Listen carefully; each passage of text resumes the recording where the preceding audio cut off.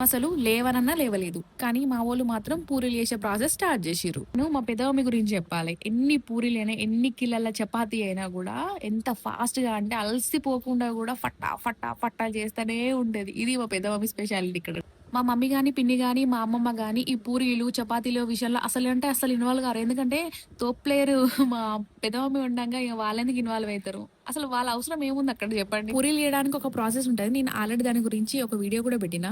దాని ప్రాసెస్‌లో వాటిని ఏస్తే అంత మంచిగా వంగుతాయి. లేకపోతే ఎందుకు పొంగుతాయి చెప్పండి?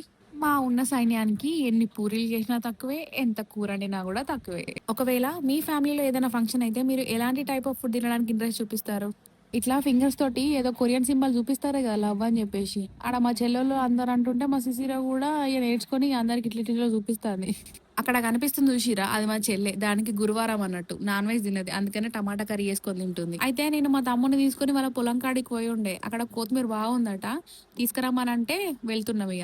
అయితే నేను ఒక కొత్తిమీర ఉంది అని అనుకున్నా. కానీ అక్కడికి పోయేసరికి ఇంక ఏమేమో కనబడుతున్నాయి. మా తమ్ముడు గాడు నాకు ఒక్కొక్కటి ఎక్స్‌ప్లెయిన్ చేస్తాడన్నట్టు. ఇది ఉల్లాకు, ఇది మినుములు, ఇది వంకాయ చెట్టు, ఇది టమాటా చెట్టు, ఇది పాలకూర చెట్టు, ఇది గోంగూర చెట్టు అవి ఇవి అనుకుంటే ఏమేమో ఎక్స్‌ప్లెయిన్ చేస్తాంటే నాకేమనిపించిందంటే ఈళ్ళు కూరగాయలు కొనుక్కోవడానికి మార్కెట్‌కి పోవాల్సిన అవసరమే లేదు.